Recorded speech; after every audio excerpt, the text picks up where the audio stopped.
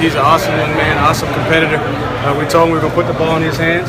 We believe he's the best player on the field, best quarterback in the country, and he continues to produce. It seems like the hotter the fire, the stronger he gets. So just excited for him and his opportunity, but this was a team win. Obviously in the first half, we hurt ourselves with a couple turnovers there. In defense, they were shutting them down. We were able to find our rhythm in the second half, and we just put it together, and I believe that's a sign of a good team, that both of us can have moments in the game where we might not be at our best. We take care of each other, we feed off of each other, and it's a good quality win for our team. After that third turnover, did you have to say, hey, what's going on out there? Well, it was back and forth. Didn't have time to think about it. Just really trying to keep the guys positive. This week it was fumbles. We hadn't had a lot of issues with fumbles. We've had some interceptions. And obviously Wayne, late in the season, that's his second fumble. It's a lot of carries, not acceptable. And then Deshaun, the one that probably gets you the most is the mesh issue. We had one there on the mesh where we were trying to run a zone read concept and the ball was on the ground. And, Tay was fighting for extra yards and trying to be a competitor. And credit to those guys. They didn't quit playing. And they had a plan to try and strip the ball for us. And, we understand that we can't turn the ball over. And, we'll get back to work on Monday, just stressing the importance of ball security. We'll look at each individual position, each individual player, see if there's anything we need to correct and continue to push forward. Talk about on that drive when after they got 3 points, Deshaun converted on 3 third-down conversions, especially the 24-yard pass that was a bullet to Travion. Well, the name of the game is staying on the field on third down. One of the things that we've had some issues with is third and long. And we were able to convert some here. I think we were maybe 9 of 13, 9 of 15, something in that range. And we understand that we got to convert. And we felt like we had a pretty decent beat on what they were going to do.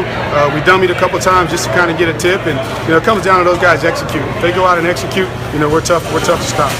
How do you think it'll be looking at the game tape? Because everybody talked about how you guys will blow them out, this and this, but you get the turnovers, all of a sudden they get some confidence. At any point did you start to worry at all that this could turn up?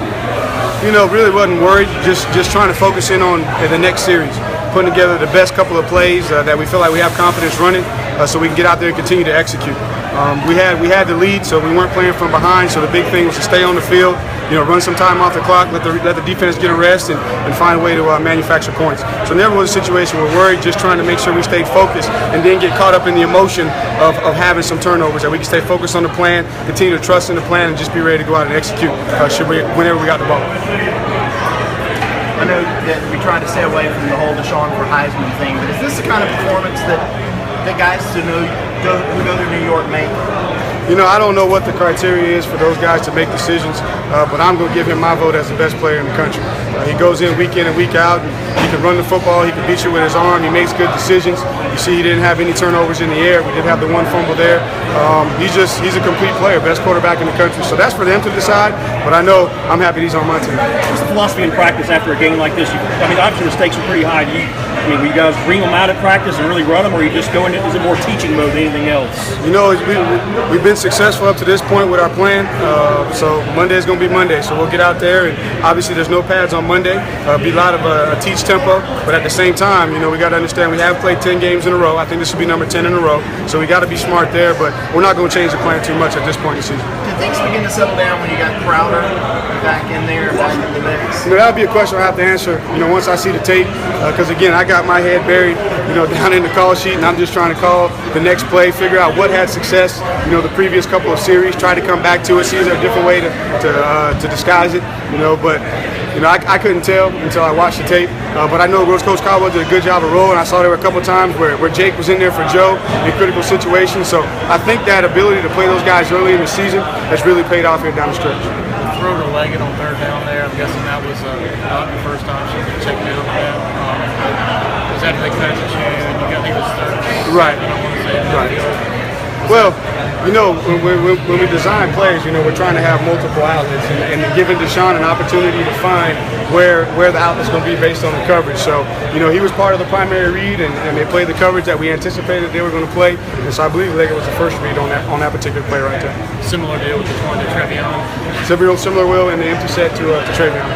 Obviously, you guys have been focused on each game each week, but you know much about North Carolina? Like, have you gotten to watch them casually, like on TV or anything like that? You know, watched them a little bit getting ready for Wake Forest. You had a chance to see them. You see them on offense. Really haven't seen them on defense. I know they're explosive on offense. They can score a lot of points. So, you know, we're going to have to be on our A game to make sure that we're prepared to go out and execute. Don't turn the ball over. Manufacture drives. Help the defense. You know, I hear that they got really good personnel on defense. Obviously, they're playing at a high level because they're in a position to earn an opportunity to play us in the championship. So I'll get on it tonight, and I'll have a good feel. You know, hopefully by the time we crank up practice on Monday. Can you describe the feeling of 12-0, and would you, in your wildest dreams, have thought about that at the beginning of the year? You know, I think you go into every season believing that you can win 12 games in a row. The feeling really hasn't sunk in because I'll be honest with you, I spent a lot of time really getting myself prepared for this game because this one was very important. Obviously, it's the next game up on the schedule, but this one here is a little bit personal because I'm an in-state guy and, you know, got the rivalry in my family. So it really hasn't sunk in. I just really wanted to win this game, more so for my seniors.